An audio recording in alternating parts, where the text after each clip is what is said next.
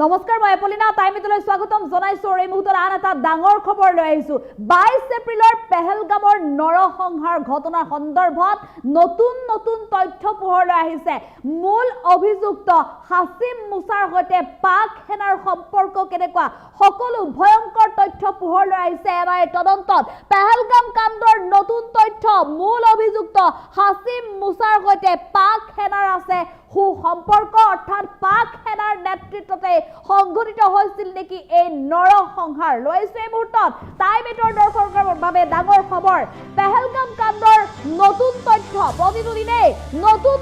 তথ্য লাভ কৰিছে ভাৰতে মূল অভিযুক্ত হাসিম মুছাৰ সৈতে পাক সেনাৰ আছে ভাল সম্পৰ্ক মুছা পূৰ্বে পেৰা কমাণ্ডো আছিল বুলিও জানিব পৰা গৈছে পেৰা কমাণ্ডোৰ পৰা তেওঁ ওলাই সন্ত্ৰাসবাদৰ সৈতে জড়িত হৈ পৰিছিল লস্কৰী তৈবাই প্ৰশিক্ষণ দি পঠিয়াইছিল আক্ৰমণ কৰিবলৈ এয়া ডাঙৰ তথ্য আহি পৰিছে সূত্ৰ অনুসৰি হাসিম মুছা পেহেলগাম আক্ৰমণৰ মাষ্টাৰ মাইণ্ড স্থানীয় সন্ত্ৰাসবাদীৰ সহযোগত পেহেলগাম কাণ্ড সংঘটিত কৰিছিল মুছাই এয়া ডাঙৰ তথ্য পোহৰলৈ আহিছে জেৰাৰ পিছত ইটোৰ পিছত সিটো বিস্ফোৰক তথ্য পাইছে এনআইএ সকলো তথ্যৰ ভিত্তিতে এতিয়া ভাৰতে পাকিস্তানত চলাব আক্ৰমণ পেহেলগাম কাণ্ডৰ আঁৰত পাকিস্তানী সেনা প্ৰত্যক্ষভাৱে জড়িত থকাৰ সন্দেহ লাভ কৰিছে এতিয়া পেহেলগাম কাণ্ডৰ এয়া নতুন তথ্য ডাঙৰ খবৰ লৈ আহিছে এই মুহূৰ্তত সমগ্ৰ দেশবাসীয়ে প্ৰশ্ন কৰিছে যে ভাৰতে কিয় কেৱল বৈঠকে অনুষ্ঠিত কৰি আহিছে ভাৰতে কিয় কোনো একশন লোৱা নাই সেয়া দেশবাসীৰ প্ৰশ্ন ভাৰতে কেতিয়া দেশবাসীক ন্যায় দিব সেই প্ৰশ্ন এতিয়া সমগ্ৰ দেশবাসীৰ কিন্তু এইবাৰ ভাৰত চৰকাৰে ইতিমধ্যে উল্লেখ কৰিছে যে পাকিস্তানৰ নিস্তাৰ নাই সন্ত্ৰাসবাদীক এৰি দিয়া নহব তাৰ বাবে সকলো তথ্য যুগুত কৰিছে এতিয়া ভাৰত চৰকাৰে আৰু ভাৰত চৰকাৰে এই তথ্য লাভ কৰিছে এনআইএ যেহেতু তদন্ত চলাই আছে এই সমগ্ৰ ঘটনাক লৈ পেহেলগামৰ নৰসংহাৰক কোনো কাৰণতে ক্ষমা কৰি দিয়া নহব এনআইএৰ তদন্তত এতিয়া ডাঙৰ তথ্য পোহৰলৈ আহিছে যে পাক সেনাৰ নেতৃত্বতে সংঘটিত হৈছিল নেকি এই ভয়ংকৰ ঘটনা পাক সেনা প্ৰত্যক্ষভাৱে এই ভয়ংকৰ ঘটনাৰ সৈতে জড়িত থকা বুলি সন্দেহ প্ৰকাশ কৰিছে এতিয়া ভাৰত চৰকাৰৰ তৰফৰ পৰা কাৰণ নতুন তথ্য প্ৰতিদিনে পোহৰলৈ আহিছে পেহেলগাম কাণ্ডৰ মূল অভিযুক্ত আছিল হাসিম মুছা এইগৰাকী হাসিম মুছা পাকিস্তান সেনাৰ সৈতে সুসম্পৰ্ক তেওঁ এটা সময়ত পেৰা কমাণ্ডো আছিল পেৰা কমাণ্ডোৰ পৰা ওলাই পৰৱৰ্তী সময়ত তেওঁ লস্কৰী তৈবাৰ সৈতে জড়িত হৈ পৰিছিল আৰু লস্কৰী তৈবাৰ পৰা প্ৰশিক্ষণৰত হৈ তেওঁ ওলাই আহিছিল লস্কৰী তৈবাৰ পৰা প্ৰশিক্ষণ লোৱা এইগৰাকী হাসিম মুছাই পেহেলগাম আক্ৰমণৰ মাষ্টাৰ মাইণ্ড আছিল কিদৰে পেহেলগাম আক্ৰমণৰ ঘটনা সংঘটিত কৰিছিল হাসিম মুছা কৰ পৰা আহিছিল এনআইএৰ তদন্তত পোহৰলৈ আহিছে যে 12 ঘণ্টাৰো অধিক সময় তেওঁলোকে ঘন জংঘলৰ মাজেৰে খোজকাঢ়ি আহিছিল খোজকাঢ়ি আহি সেই নিৰ্দিষ্ট স্থান পৰ্যটক যি স্থানত একত্ৰিত হয় সেই স্থানত তেওঁলোকে প্ৰৱেশ কৰিছিল আৰু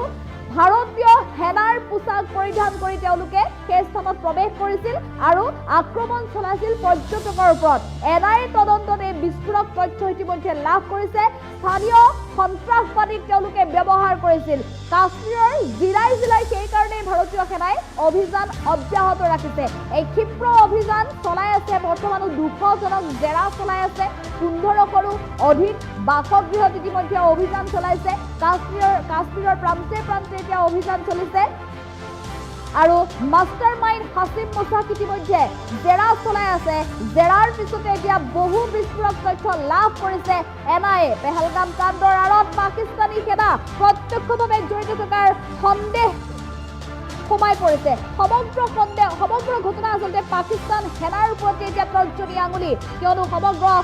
দেশ জোকাৰি গৈছিল এই পেহেলগামৰ নৰসংহাৰ ঘটনাই দেশবাসীৰ চকুত আজিও চকুলো দেখিবলৈ পোৱা গৈছে তেনে অৱস্থাত এই ঘটনাক লৈ ভাৰত কেতিয়াও মৌন নাথাকে ভাৰতে একশন ল'বই কিন্তু ভাৰতে একশন লোৱাত পলম কিয় কৰিছে বুলি যদি কোনোবাই সোধে তেনেহ'লে জানি লওক ইয়াৰ উত্তৰ ভাৰতে সকলো তথ্য যুগুত কৰিহে একশন ল'ব তথ্যৰ ওপৰত ভিত্তি কৰি ভাৰতে একশন ল'ব ভাৰত সাজু আছে সৈনিক সাজু আছে অস্ত্ৰ সাজু আছে যুদ্ধ জাহাজ ফাইটাৰ জেট সকলো সাজু আছে আৰু ইতিমধ্যে এনআইএ ক্ষিপ্ৰ তদন্ত চলাইছে আৰু তদন্তত ইটোৰ পিছত সিটো ভয়ংকৰ তথ্য পোহৰলৈ আহিছে আৰু সকলো তথ্যৰ ভিত্তিতে এতিয়া চলাব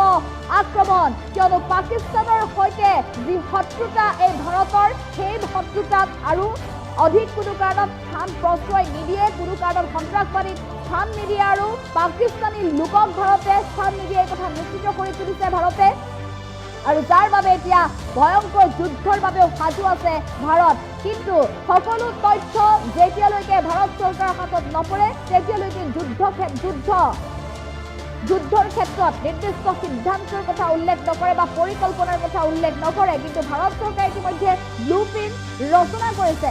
পেহেলগাম কাণ্ডৰ এয়া নতুন তথ্য পোহৰলৈ অহাৰ পিছতে ভাৰতে অধিক শক্তিশালী ৰূপত আক্ৰমণৰ বাবে সাজু হৈছে ডাঙৰ খবৰ লৈ আহিছো এই মুহূৰ্তত মূল অভিযুক্ত হাছিম মুছাৰ সৈতে পাক সেনাৰ আছিল ভাল সম্পৰ্ক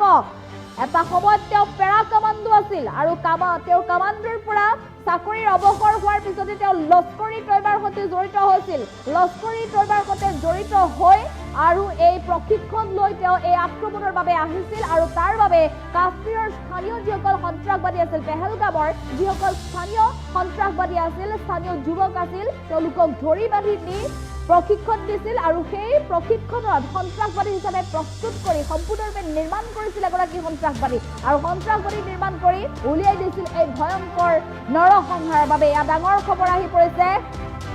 পেহেলগাম কাণ্ড সন্দৰ্ভত প্ৰতিদিনে নতুন তথ্য লাভ কৰিছে এতিয়া ভাৰত চৰকাৰে এনআইৰ তদন্তত এয়া ভয়ংকৰ তথ্য পোহৰলৈ আহিছে পেহেলগাম কাণ্ডৰ এয়া নতুন তথ্য মূল অভিযুক্ত হাছিম মুছাৰ সৈতে পাক সেনাৰ আছিল ভাল সম্পৰ্ক মুছা পূৰ্বে পেৰা কামাণ্ডো আছিল এই সকলো তথ্য লাভ কৰিছে এতিয়া ভাৰত চৰকাৰে গতিকে এই তথ্য পোৱাৰ পিছত ভাৰত যে মৌন নহয় ভাৰত যে মনে মনে নাথাকে এটা খোজো যে পিছলৈ নাহে সেই কথা নিশ্চিত হৈ পৰিছে সকলো তথ্যৰ ভিত্তিতে এতিয়া চলিব আক্ৰমণ ফ্ৰান্সৰ সৈতে ভাৰতৰ যি বৃহৎ সামৰিক চুক্তি স্বাক্ষৰ হৈছে সেই চুক্তিৰ পিছতে এতিয়া অতিকৈ শক্তিশালী ৰাফেল আনিব ভাৰতলৈ আৰু সেই ৰাফেল জেটৰ জৰিয়তে আক্ৰমণ চলাব পাকিস্তানত নৌসেনাই আক্ৰমণ চলাব পাকিস্তানত আৰু এফালে স্থলসেনা বায়ুসেনা সকলো এতিয়া সাজু হৈ উঠিছে যিকোনো মুহূৰ্ততে পাকিস্তানৰ আকাশত উৰিব ভাৰতৰ ফাইটাৰ জেট আৰু নিক্ষেপ কৰিব ৰকেট এফালৰ পৰা ধ্বংস কৰি দিয়া হ'ব সামৰিক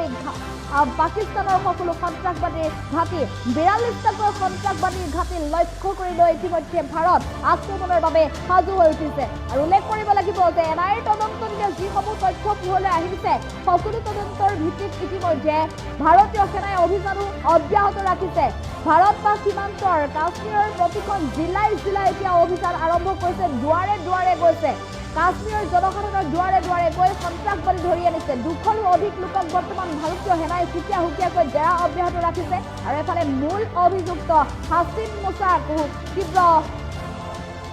জেৰা চলাইছে এই জেৰাতে পোহৰলৈ আহিছে সকলো তথ্য এনআইৰ তদন্তত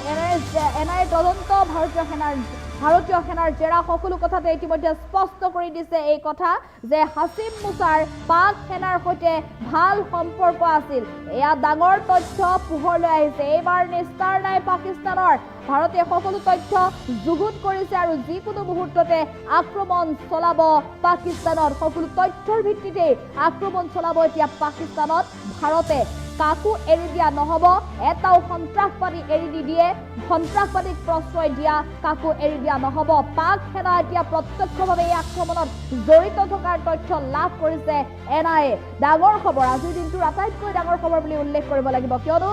ভাৰতৰ সৈতে যি অন্যায় কৰিছিল পাকিস্তানে সেই অন্যায় এতিয়া পুতক তুলিবলৈ সাজু হৈছে ভাৰত নতুন তথ্য যোগাৰ কৰিছে আৰু তাৰ মাজতে এতিয়া পাক সেনা বিপদত পৰিব লগা হৈছে পাক সেনাই প্ৰত্যক্ষভাৱে সহায় কৰিছিল সন্ত্ৰাসবাদীক সেই তথ্য এনআইৰ তদন্ততে ইতিমধ্যে পোহৰলৈ আহিছে মূল অভিযুক্ত হাছিম মুছাৰ সৈতে যিহেতু পাক সেনাৰ সুসম্পৰ্ক আছে গতিকে এই